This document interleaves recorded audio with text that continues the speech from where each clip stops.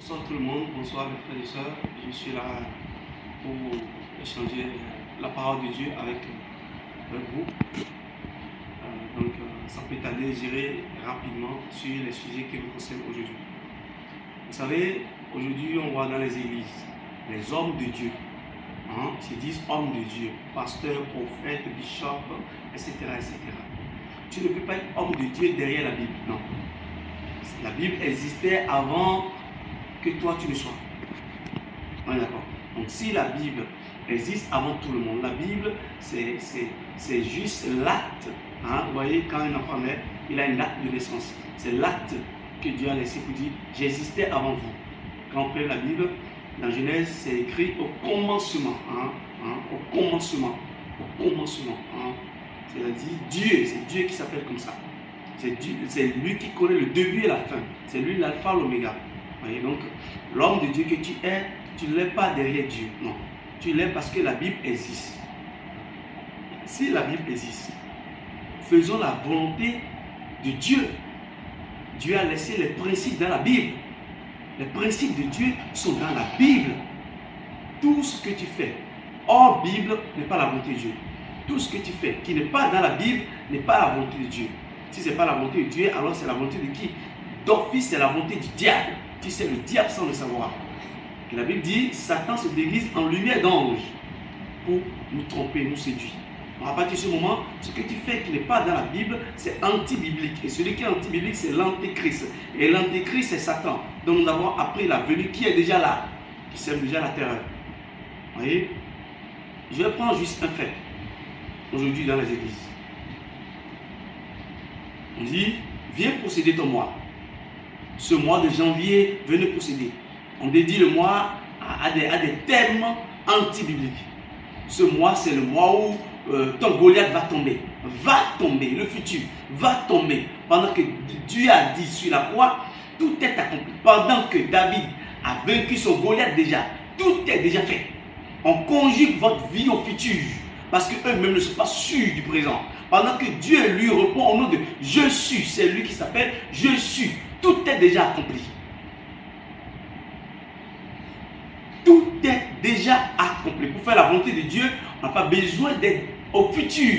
Il dit cherchez le royaume de Dieu premièrement et sa justice, et le reste vous sera donné par la suite. Dieu appelle le peuple à la repentance pour que le peuple ait la paix et la bénédiction. Mais vous appelez le peuple à recevoir ce que vous ne pouvez pas donner au peuple. Tu vas avoir, tu sois béni. Amen. Donne-moi le maître des amen. Tu auras ton mari. Tu vas. Le futur. Pendant que Dieu, c'est d'abord le présent. Dieu appelle les gens à la repentance et nous à recevoir. C'est après la repentance que vous aurez tout. On dit après la pluie vient le beau temps. Vous refusez la pluie, vous voulez avoir le beau temps. Non, c'est faux. C'est trop faux. Dieu appelle les gens à un changement de vie. Vous appelez les gens à un changement de bénédiction. Il faut changer la bénédiction. Quand on change la bénédiction, vous aurez ci, vous aurez ça. La bénédiction aujourd'hui est liée à des faits. La bénédiction est dîmée. Permettez-moi l'expression. Quand tu donnes bien la dîme, tu auras la bénédiction. Quand tu sers bien le pasteur, tu auras ci. Quand tu es régulier à l'église, tu auras. Prenez les principes bibliques, prenez les prophètes bibliques, prenez les gens qui ont servi Dieu comme cela se doit. Si c'est comme ça, ils ont marché avec Dieu. Non. Tu vas avoir ton mari cette année. Ah bon, Non, le mari là, c'est lié à des années. Selon l'année, tu auras ton mari. Selon l'année, tu auras ta femme. C'est trop faux. Ce qui se prêche aujourd'hui dans les églises n'est pas biblique, c'est anti-biblique. Aucun prophète, aucun apôtre, aucun serviteur de Dieu n'a prêché cela. C'est trop faux. Personne n'a prêché cela. Personne. Pourquoi vous le faites? Parce que Dieu ne vous a pas appelé à ça. Dieu prend Abraham, il fait de lui une grande nation. Dieu bénit pas Abraham, mais Dieu fait de lui une grande source de bénédiction pour tout le monde. Toi, tu dis, qui sera béni? Tu vas, je te bénis maintenant, je te bénis. L'onction coule sur toi. Ça, c'est le 3e testament, l'évangile comme Dieu. Onction. Vous faites quoi avec ça? Dieu, c'est le cœur. Va là-bas, tu vas trouver un homme dont le cœur lui ressemble. Il s'agit de David. Tous ceux qui ont servi Dieu, Dieu les a pris, changé d'abord la vie, enseigné et dit maintenant va, faites de toute la terre médecine. Enseignez-les. Enseignez-les. Vous faites quoi aujourd'hui dans les églises? Vous n'enseignez pas les gens. On fait le culte. La répétition, toujours. Viens posséder ton moi. Oh, ceci c'est ton moi. Ton David, ton Goliath va tomber. Jéricho va tomber. C'est quoi ces trucs? Tout ça c'est déjà accompli. C'est fini. Change de vie pour voir si Dieu va te bénir. Mon frère, ma soeur, le problème c'est pas les autres. Hein. C'est ta vie. Et quand tu forces aussi les choses, ça va te rattraper. Avec Dieu, on va à son rythme et non à notre rythme. Vous dites, j'ai donné ma vie à Jésus. On dit, qui sont ceux qui sont venus aujourd'hui à l'église? Hein, les premiers à venir, venez devant. Hein, envoyez votre main en haut. Oui, toi, si. Oui, toi, oui. Allez vous inscrire là-bas. Bon, vous avez accepté Jésus, non? Allez vous faire baptiser. On va revenir sur l'enseignement du baptême aussi. Ce qui n'est pas biblique. Vous ne savez pas? Ce que les gens vous enseignent aujourd'hui là-bas, c'est pas ça. Hein? Je vais vous donner un exemple. Quand tu as faim là, et quand tu vas porter une habit, tu as guéri ta faim? Non. Quand tu as soif là, et tu vas te laver là, c'est fini? Non. Non. Ça ne change pas. L'eau qui coule là, c'est Jésus lui-même. C'est sa parole dans la Bible. Zachée là, il a été baptisé. C'est juste parenthèse que j'ouvre. Hein. Je vais faire ça rapidement. Le voleur de la croix a été baptisé. Pourquoi? Jésus a baptisé quelqu'un. C'était pas un baptême. Dans une autre vidéo, vous saurez de quoi il est question. Ce n'est pas un baptême. Alors revenons à notre sujet. Pourquoi aujourd'hui l'évangile est torturé?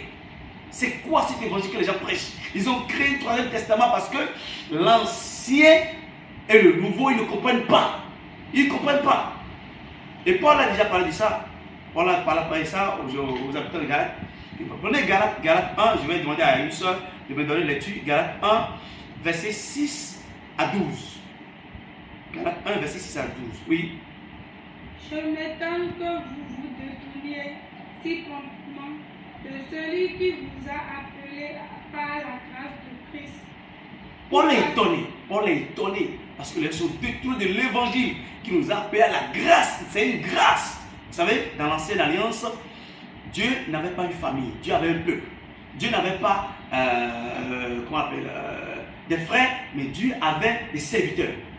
C'était un point dent pour dent. Mais dans le nouveau, Dieu a une famille, Dieu a des frères.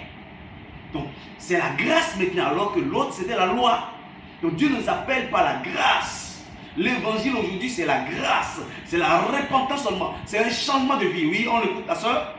Vous passez à un autre évangile. Oui. Non pas qu'il y avait un autre évangile. Il n'y a pas un autre évangile. Ce qu'on vous prêche, dans les églises, c'est pas l'évangile de Dieu. Non. Ce n'est pas l'évangile de Dieu, c'est l'évangile des hommes. C'est des conseils. On prend juste des portions bibliques, on parle. C'est des conseils, ce n'est pas l'évangile. L'évangile pénètre pendant que les conseils traversent le corps. Non, ce n'est pas un évangile. Ne pensez pas que ce n'est pas l'évangile. Hein? Les gens vous enseignent leur moralité. Tout le monde peut enseigner. Même dans le monde païen, on enseigne la moralité. Et on crie, on vocifère, parce que c'est l'évangile. Non, l'évangile, quand tu l'écoutes, ça te scandalise, tu es traumatisé. Tu te dis, mais c'est de moi il est question. Quand vous prenez la Bible d'abord, ça vous parle, ça me parle d'abord. C'est moi d'abord avant d'aller parler à l'autre. Mais aujourd'hui, dans les églises, qu'est-ce qu'on fait quoi? On prend la Bible, on vous dit, vous voyez la Bible, ça, c'est normal. Je prends la Bible me parle à moi d'abord. Mais dans les églises, c'est pas ça. On vous tourne de dire, la Bible vous parle. Lui n'est pas concerné. Le pasteur, le prophète n'est pas concerné. Non. Lui dit, c'est toi, écoute, pas toi. Donne-moi. C'est anti-biblique. La Bible nous parle d'abord. Changeons de vie d'abord. Oui, on écoute ta soeur. Mais il y a des gens qui vous trouvent et qui veulent renverser l'évangile de Christ. L'évangile de Dieu, oui, les gens vous troublent. Ce n'est pas l'évangile de Dieu. Il veut renverser l'évangile de Dieu. Oui, vas-y.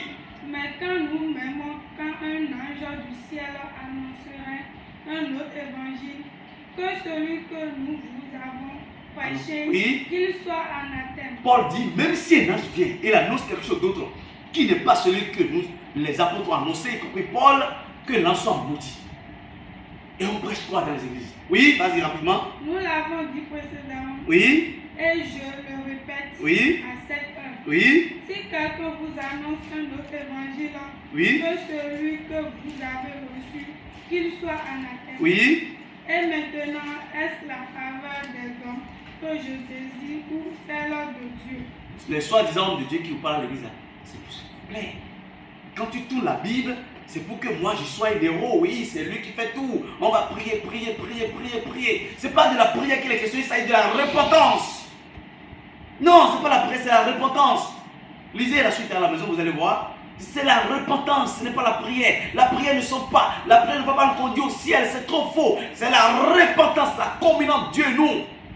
On va aller prier pour tel frère, on va aller prier pour tel frère, une autre de prière pour tel frère. Venez devant des groupes à l'église. Déchargez l'évangile, et vous voyez. L'évangile est léger, facile. Quand on s'applique à la volonté de Dieu, quand on s'applique à ceci, il dit celui qui ajoute, ça me dit celui qui retranche, c'est jugé. Et vous faites quoi? Pour ne pas retrancher, pour ne pas ajouter, les gens créent le troisième testament avec un autre évangile. Ce n'est pas de ça les questions. Frères et sœurs, nous sommes un peu limités par le temps.